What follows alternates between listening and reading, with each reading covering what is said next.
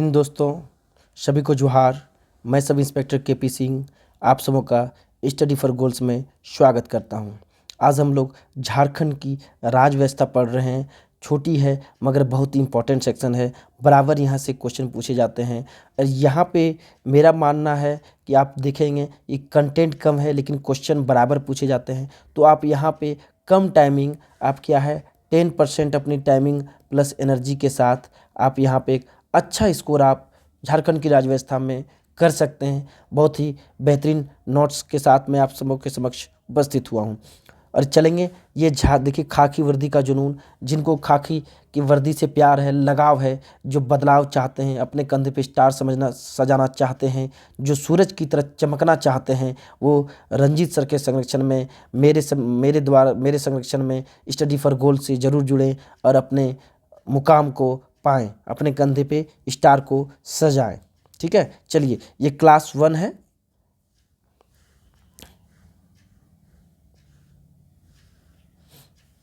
देखिए ये टारगेट क्या है, 2023-24 टारगेट है कि इस बार जिनको भी जुनूनियत है बनने का, सब इंस्पेक्टर बनने का, लीड करने का, वो आप इससे जुड़ करके अपने मुकाम को पा सकते हैं। ठीक है ना, वैधता 2 साल की है। ठीक है, नंबर दिया गया, आप इससे कंसल्ट कर सकते हैं। चलिए अब हम चलते हैं झारखंड की राज व्यवस्था। क्या पढ़ रहे हैं? झारखंड की राज व्यवस्था। ठीक है, अक्सर यहाँ से 3-4 क्वेश्चन देखने को मुझे मिल जाते हैं। ठीक है, 3 to 5 क्वेश्चन देखने को मिल जाते हैं।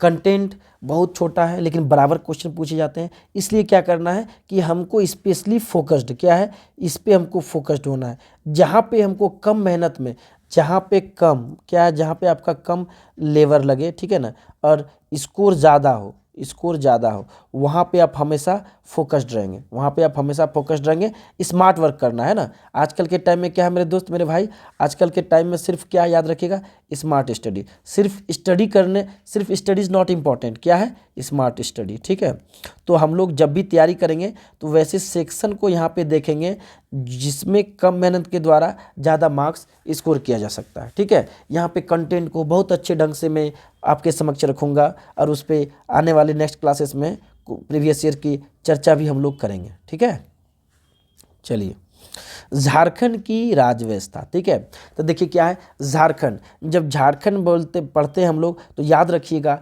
झारखंड क्या है, 28वां राज्य। ठीक है ना, झारखंड बनने से पहले 27 राज्य का निर्माण हो चुका था, ये 28वां राज्य है। और कब बना? 15 नवंबर 2000। मेरे दोस्त कई बार ऐसे क्वेश्चन पूछ लिए जाते हैं कि झारखंड की स्थापना कब हुआ।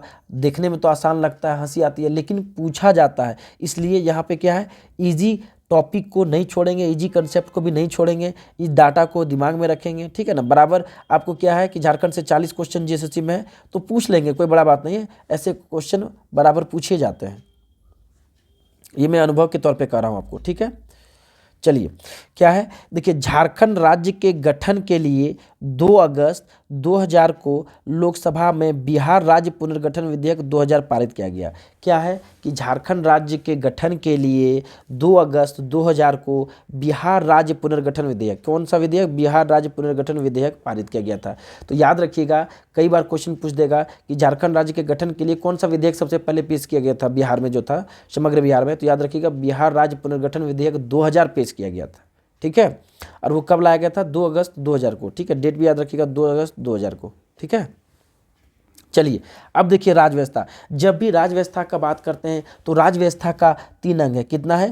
राज व्यवस्था के 3 अंग है। देखिए, एक कार्यपालिका है, दूसरा विधायिका है, तीसरा न्यायपालिका है। ठीक है, एक कार्यपालिका, विधायिका, न्यायपालिका। हम यहाँ तीनों को अच्छे ढंग से पढ़ेंगे कि कार्यपालिका क्या फंक्शन क्या है, विधायिका का फंक्शन क्या है, न्यायपालिका फंक्शन क्या है। ठीक है, अब देखिए पहला चलते हैं कार्यपालिका।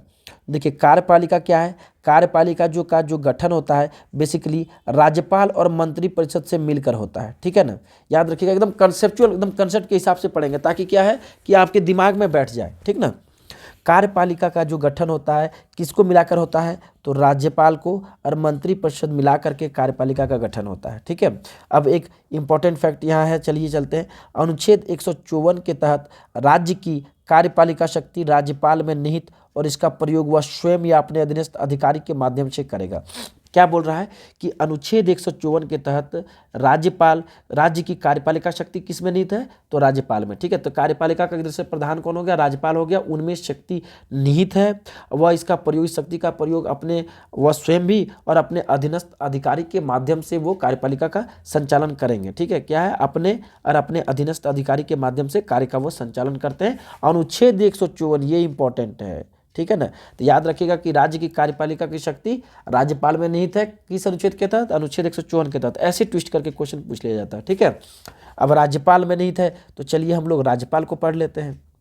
राज्यपाल को हम लोग यहाँ से इस चीज़ को राज्यपाल को डील करेंगे। ठीक है ना, तो देखिए कार्यपालिका का संवैधानिक प्रमुख कौन होता है, तो याद रखिएगा राज्यपाल। संवैधानिक प्रमुख कई बार देता है यहाँ पे क्वेश्चन कि कार्यपालिका का संवैधानिक प्रमुख कौन होता है, राज्यपाल, मुख्यमंत्री, मुख्य सचिव, इस तरह से आपको ऑप्शन दे करके फंसाएगा। तो याद रखना है कि कार्यपालिका का संवैधानिक प्रमुख राज्यपाल होता है। देखिए, राज्यपाल को कार्यपालिका, विधायिका और न्यायपालिका से संबंधित अधिकार प्राप्त है।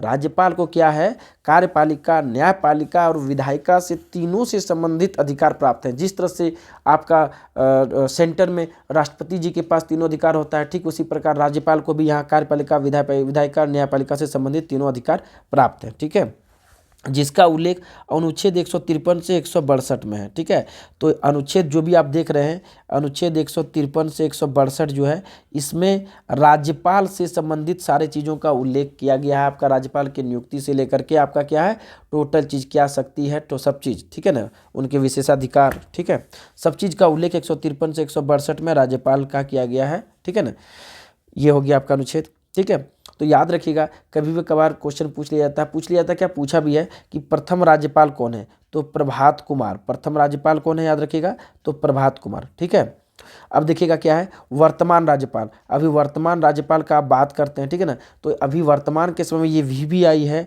याद रखिएगा। क्यों, क्योंकि अभी जो वर्तमान राज्यपाल इससे पहले थे वो थे रमेश बैस, तो उनके द्वारा स्थानीय नीति के मुद्दा को वापस किया गया था, काफ़ी चर्चा में थे। उनको राष्ट्रपति जी के द्वारा अभी महाराष्ट्र कर दिया गया। इनको CP राधाकृष्णन को क्या है, झारखंड का वर्तमान राज्यपाल बनाया गया है। ठीक है, ये BJP के अध्यक्ष रह चुके हैं, पूर्व अध्यक्ष रह चुके हैं आपके। ठीक है ना, BJP नेता है। तो याद रखिएगा झारखंड के प्रथम राज्यपाल प्रभात कुमार और वर्तमान राज्यपाल CP राधाकृष्णन। ठीक है, चलिए आगे चलते हैं।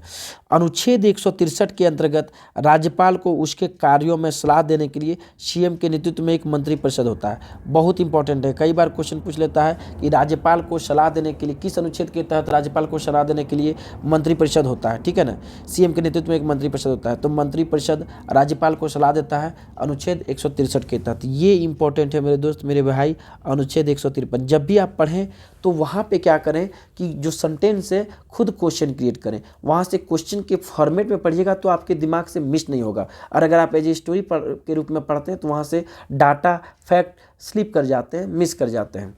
तो हमें, आप स्टडी फॉर गोल्स में पढ़ रहे हैं, आप KP सर से पढ़ रहे हैं, तो डाटा मिस नहीं होना चाहिए। क्या है, तो राज्यपाल को मंत्रिपरिषद सलाह कर देता है अनुच्छेद 163 के तहत। ठीक है, चलिए, राज्यपाल की नियुक्ति 5 वर्ष के लिए परंतु राष्ट्रपति के प्रसाद पर्यंत पद पर बने रहते हैं। ये बहुत इंपॉर्टेंट है, बहुत इंपॉर्टेंट, याद रखिएगा। कई बार दे देगा कि राज्यपाल का कार्यकाल कितना वर्ष का होता है, 2 वर्ष, 3 वर्ष, 4 वर्ष, 5 वर्ष। क्या दे देगा, 2 वर्ष, 3 वर्ष, 4 वर्ष, 5 वर्ष। तो आप राज्यपाल का कार्यकाल मारेंगे 5 वर्ष। लेकिन अगर ऑप्शन, अगर ट्विस्ट करेगा, अगर ऑप्शन आपको दे दे कि राज्यपाल का जो है कार्यकाल कितना है, दे देगा 2 वर्ष, 5 वर्ष, 1 वर्ष, और आप 2 वर्ष, 5 वर्ष, और एक आपका दे दे राष्ट्रपति के प्रसाद पर्यंत। ठीक है, और एक ऑप्शन दे दे इनमें से कोई नहीं। ठीक है, या इनमें से सभी। तो याद रखिएगा जब आपको 5 वर्ष, क्या है, आपको याद रखिएगा जब भी आपको 5 वर्ष,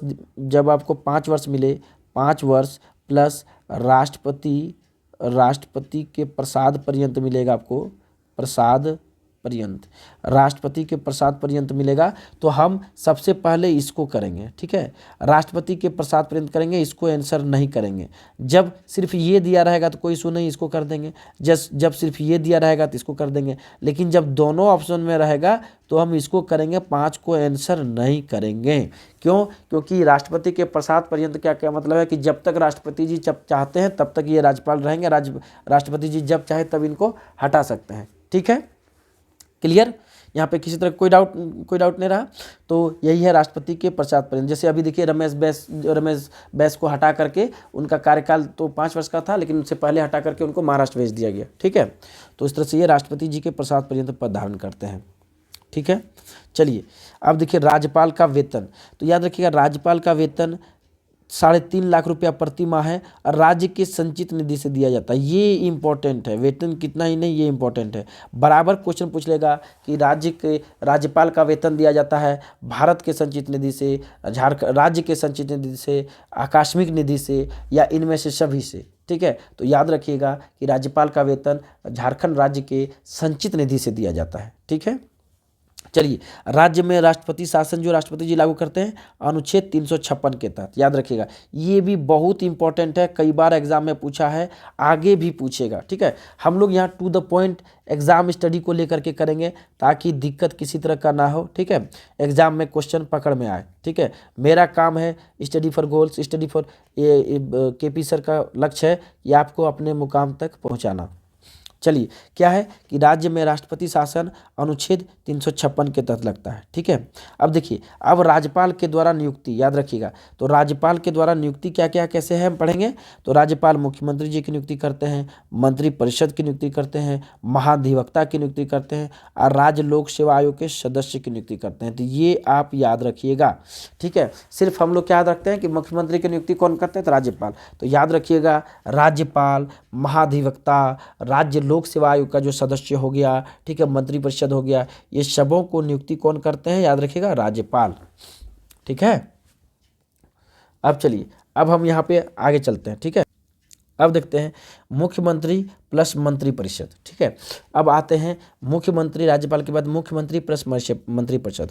तो याद रखिएगा शासन का वास्तविक अध्यक्ष कौन होता है, आपका शासन का वास्तविक अध्यक्ष होता है मुख्यमंत्री। ठीक है ना, राज्यपाल के नाम से सारे कार्य होते हैं, लेकिन वास्तविक अध्यक्ष पूछा जाए जिस तरह से सेंटर में आपके प्रधानमंत्री होते हैं, उसी तरह राज्य में वास्तविक अध्यक्ष मुख्यमंत्री होते हैं। इसलिए क्या है, कभी कभार कहा गया है कि राज्यपाल को सोने की पिंजड़े में निवास करने वाली चिड़िया के समक्ष बताया गया। ये किनका कथन है, बराबर पूछा जाता है। तो याद रखिएगा ये किनका कथन है, तो सरोजनी नायडू। ठीक है ना, सरोजनी नायडू का कथन है। ठीक है, कि राज्यपाल जो है सोने की पिंजरे में निवास करने वाले पक्षी के समान है। ठीक है, इसलिए वास्तविक अध्यक्ष क्या है आपके सीएम। ठीक है, तो मंत्रिपरिषद की बैठकों की अध्यक्षता कौन करता है, तो जब भी मंत्रिपरिषद की बैठकों की अध्यक्षता करेगा मुख्यमंत्री। राज्यपाल देके कंफ्यूज करता है, याद रखिएगा मंत्रिपरिषद की बैठक की अध्यक्षता कौन करेगा, मुख्यमंत्री।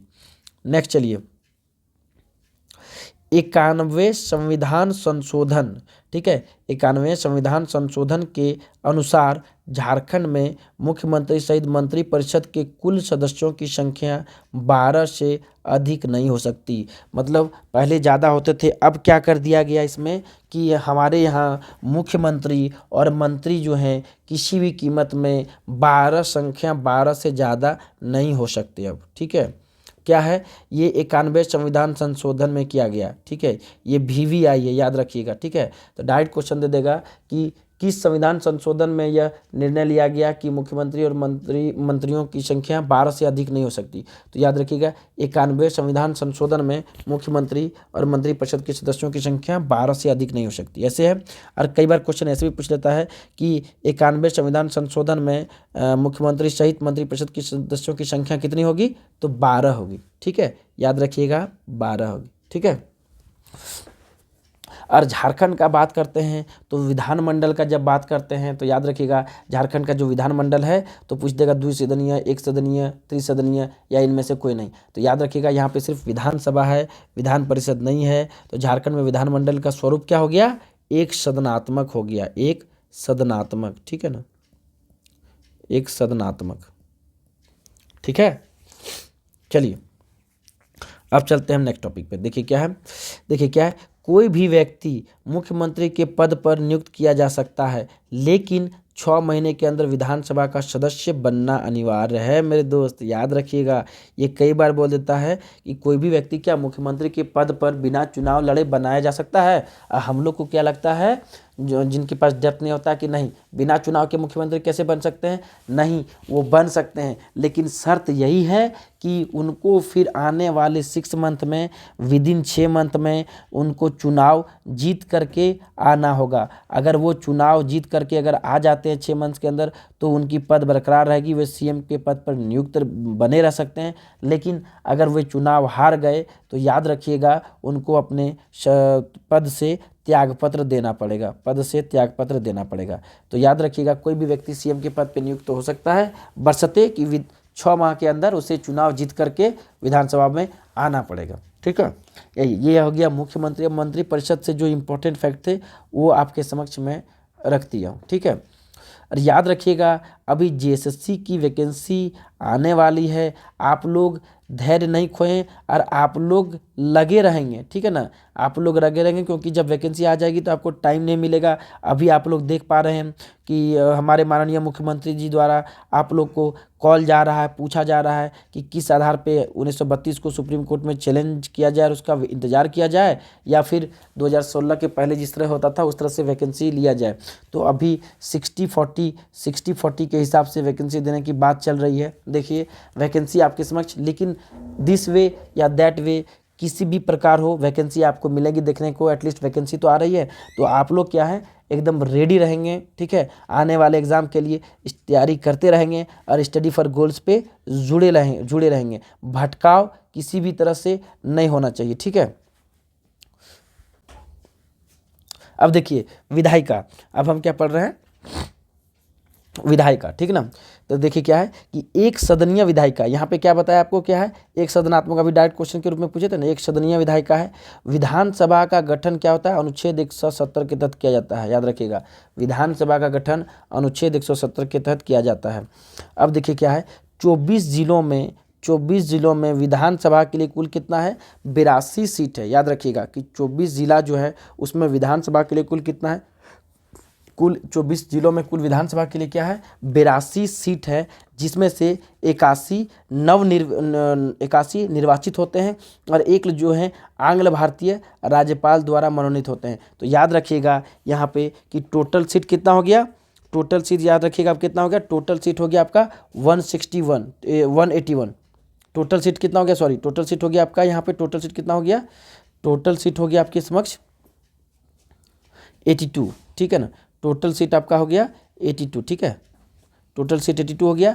लेकिन चुनाव कितने पे होता है, तो सिर्फ 81 पे ही चुनाव होता है। ठीक है ना, 81 पे ही चुनाव होता है। तो मेजोरिटी के लिए कितना चाहिए आपका 41 सीट। ठीक है, और याद रखिएगा प्लस 81 प्लस 1 टू 1, 81 प्लस 1 जो 82 हो रहा है आपका। तो ये देखिएगा जो एक है ये आंग्ल भारतीय होता है जो राज्यपाल के द्वारा मनोनीत किया जाता है। ये एक सीट का चुनाव नहीं होता है, ये राज्यपाल अपने स्तर से जो निपुण व्यक्ति होते हैं वो नियुक्त करते हैं, सीधे आंग्ल भारतीय को नियुक्त करते हैं। ठीक है ना, और आंग्ल भारतीय तो बस्ती किसे कहा जाता है झारखंड में, जो कौन है, तो मैसलुस्कीगंज है। ठीक है ना, चलिए अब हम चलते हैं अनारक्षित विधानसभा पे। ठीक है,